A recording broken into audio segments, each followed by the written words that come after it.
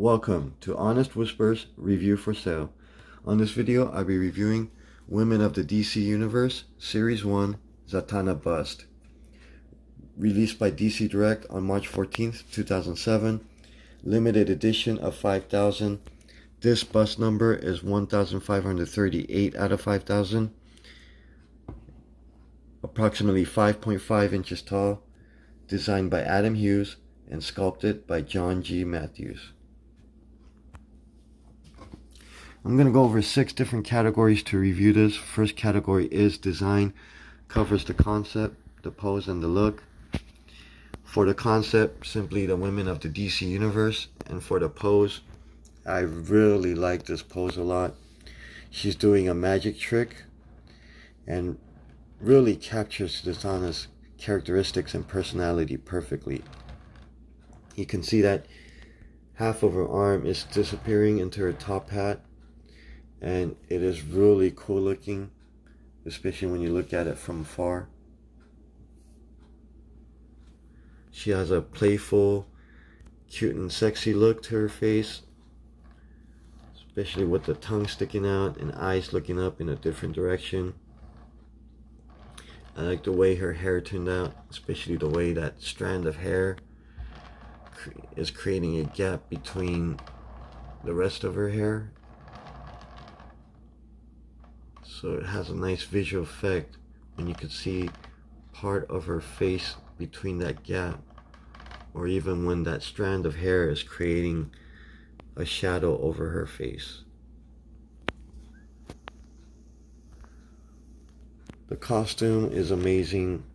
For me personally, Zatanna has one of the best looking costumes of all time. I really love that hybrid tuxedo slash swimsuit look. And this is one of the first busts, if not the first bust, to use real fishnet. And now every Zatanna statue, bust, or action figures have real fishnet, or pretty much most of them. But for me, it's visually striking. It just has that nice realistic look to it for a bust, and you could see how it accentuates her curves very nicely, especially how it creates a black outline from the fishnets. So even though you can't see her butt and it's covered by her coattails, you could see the crevice line of her left butt cheek, and how the fishnet creates a nice shadow effect or shading to her legs and butt. The base is a trunk, which I really like. I like how it has a direct connection to who Zatanna is as a magician, and even like the little details. You get the metal tips or corners, and then the lock, the D-ring for the lock is really nice too. So again, I really like the overall look of this. I like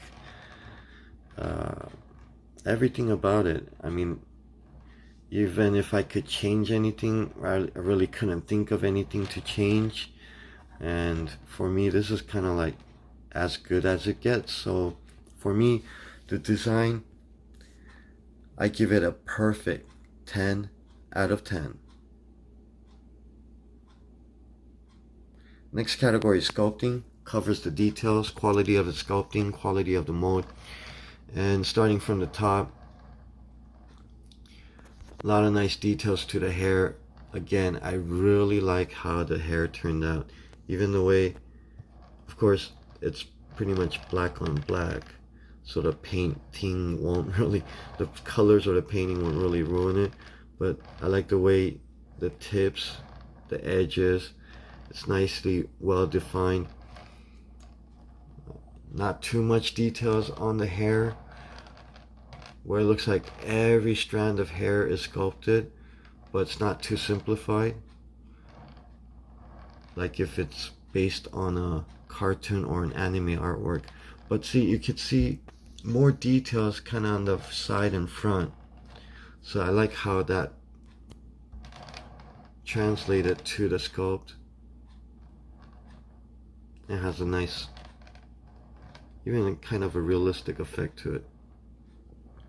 A lot of nice details to her costume, realistic wrinkles on her sleeves, jacket. Really like the details in the way the bow turned out.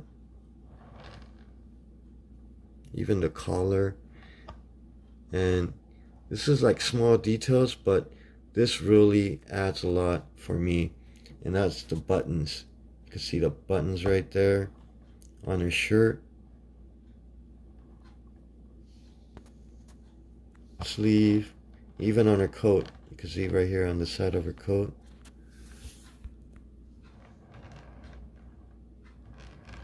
So from afar, has a nice effect. It just kind of completes everything for me.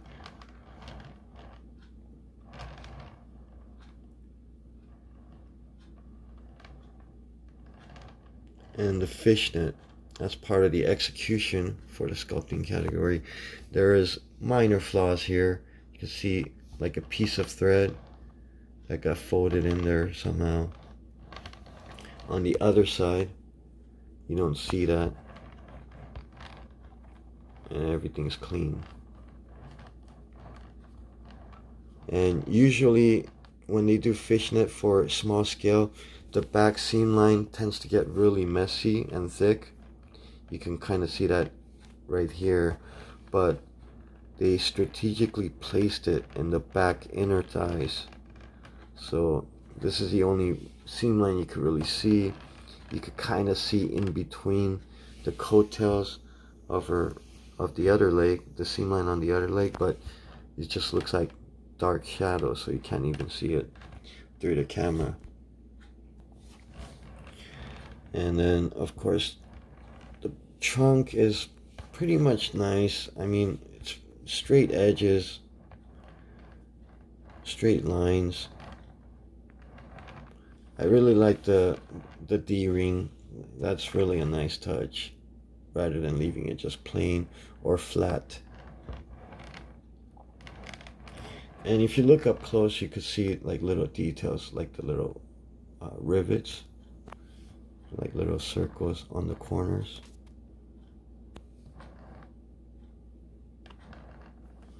Now, as far as the quality of the sculpt or the molding, it's actually not bad for a DC Direct product. And for me, the tongue is okay. I think could have done it without the tongue. Could have been fine, I guess, but really does help with the expression. I mean, the prototype came out really nice. And to compare with the original artwork, and Adam Hughes is one of my favorite artists of all time, but this drawing of Zatanna isn't really that great. I mean, it is a sketch, so I can understand that, but the way her face looks here, it's a bit masculine for me. Big chin, and it's just oversimplified. Well, when you look at the prototype, face actually looks pretty good. But then when you look at the real bust, it's not bad. I'm going to try to give it the same angle that the prototype's in. But when you compare it, it just doesn't have that same look. And for me,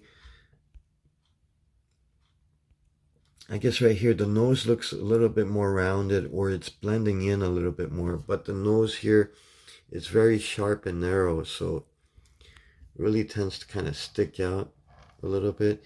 I mean, the nose looks fine as is, but then proportionally with the rest of her face, like her cheekbones and her jawline, I think the cheekbones and jawline is a little bit too wide. So it looks okay or better in certain angles.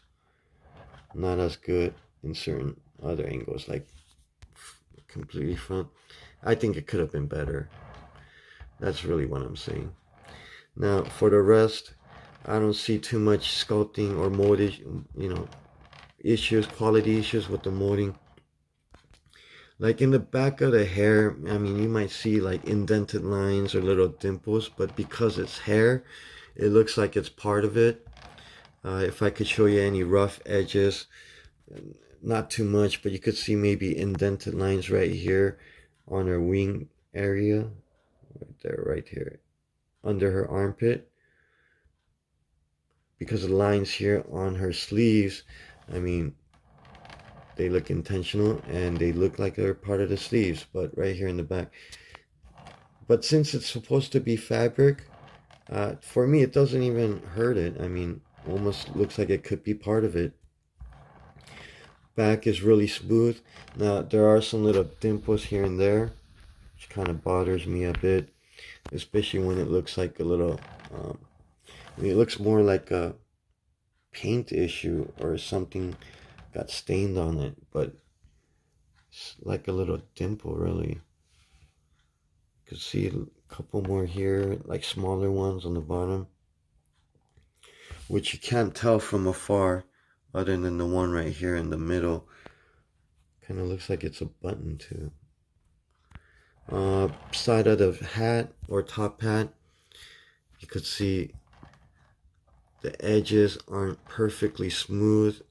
Couple little dimples here and there, as you can see from the reflection of the light. And on the inner part of the hat, it's like a small little dimple there, which is similar to like a smaller version of this white coat one, because it has like a, it's kind of like lighter colored. So going further, otherwise, I mean, I might see little imperfections here and there, like on the hand, but again, it looks like it could be part of the hand. So even if it was intentional, or if it was a blemish, or just like a mistake, it still looks like part of it. And that's why for me, overall, everything blends in nice. My biggest issues again would be the face could have been better. Maybe by adjusting the cheekbones a little bit. And I know it's hard to get that done perfectly due to the hair. And for me, I guess that's pretty much it. I mean, the fishnet, this kind of bothers me a little bit. So I'm sure not all of the busts are like that. So some could be worse, some could be better. And that's why I give the sculpting score a pretty high score, an 8 out of 10. Next category is colors. Covers the accuracy of the colors, quality of the paint application. And as far as accuracy goes, it's 100% accurate. Can't go wrong with Zatanna's coloring, unless maybe it's like her original costume or something. Now, the paint quality itself is pretty good overall. They did use a lot more gloss finish here. On the other busts I've seen, only the lips were glossy, like this one. But for Zatanna, you can see her collar of her coat has a gloss finish, so it has a very nice shiny look. There is some gloss finish to her buttons, at least the buttons of her black coat. So you could see right here, at least on the side. Even though it's small, it does kind of stand out due to that glossy finish. And the back buttons.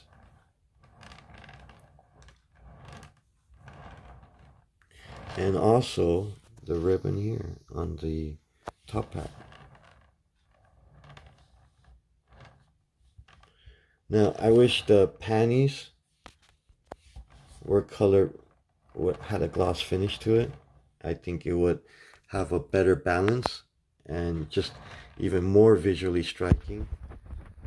But it is matte finish. And you can see here, the panties and the coat, it's almost like the same color, so it doesn't stand out. If the panties had a gloss finish, I think again it would stand out more, like the buttons and the collar.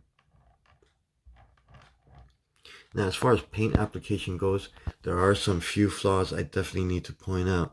One is definitely with the face. As far as the placement of the pupils, they're fine. They are somewhat symmetrical, so they don't look like she's cross-eyed or googly-eyed. But when you take a closer look, like her eyebrows, you could see her left eyebrow, or our right side. You could see the line. There is a sculpted line, so the paint is slightly off the sculpted line, which I would assume is kind of used as a guide. And then when you see her eye line, her left eye from top right here towards her nose, you could see that black line. It surpasses her eye line, her eyeball, basically. And then when you look at her right eye, on her left side, basically, so the line right there, the eye line stops where the eyeball ends. So, when you look at it from the front, initially I couldn't tell, but when I looked at it closer, that's when I noticed, okay, eyebrow and eye, something looks off. One's bigger than the other, and that's really what it was, the eyebrow. Now, it only looks bad from close up. From far away, can't really tell. Now, the painting for the lips, I feel like it's definitely a little bit off. There's some bleeding where it almost kind of misshapes the lips a bit. So from the front, it looks okay. From this angle, whether low or high, it actually looks, this is probably the best angle. Now, when I go to this angle, her mouth or lips, it starts looking like Two-Face's lips or mouth, or like part of it is cut or ripped, or she's kind of like growling.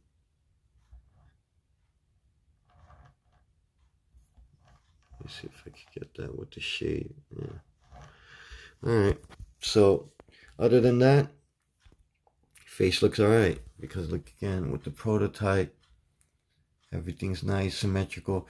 That eye line does not go surpassing the eyeball. It's right on the bottom part, and this one is just going further down. The costume overall is great, but for me, the little bleeding here, the white bleeding onto her arm, pretty bad. But you have to kind of look at it from a top angle. Otherwise, when you're looking at it from front, or even slightly from afar, it doesn't look too bad. And finally, some squiggly lines and some bleeding here on the trunk. The corners are pretty much nice and accurate, but then the line in the middle, you can see, just gets a little bit sloppy at certain areas, especially the front. Right here, I mean, you might see some bleeding, but overall it's nice and consistent. This one, I mean, it starts off like it's kind of thin, gets thick, and then thin again. So it almost has a tapering effect.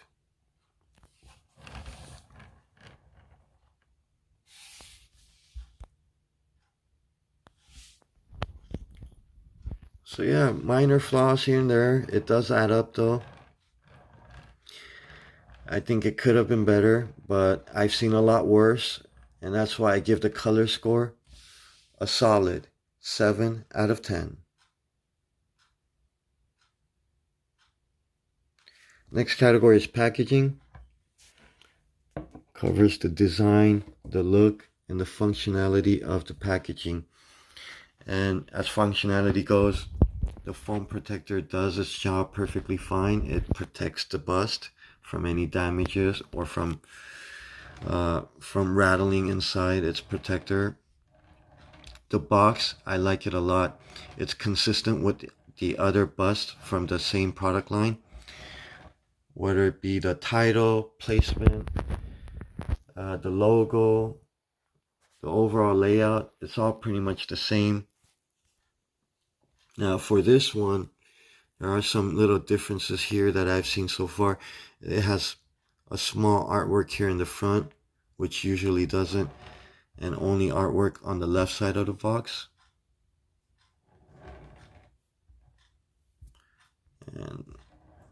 And of course this one has the logo on the left side. There was one bust that has a logo on the other side. This one has the small details like hand painted cold cast porcelain. Measurements, which is an error and it's off. This is not 3.94 inches tall, and it's not 7.48 inches deep. But the close-up picture, or I guess part of the picture, and then the title, and then of course the other bust from the product line that's either been released or coming soon.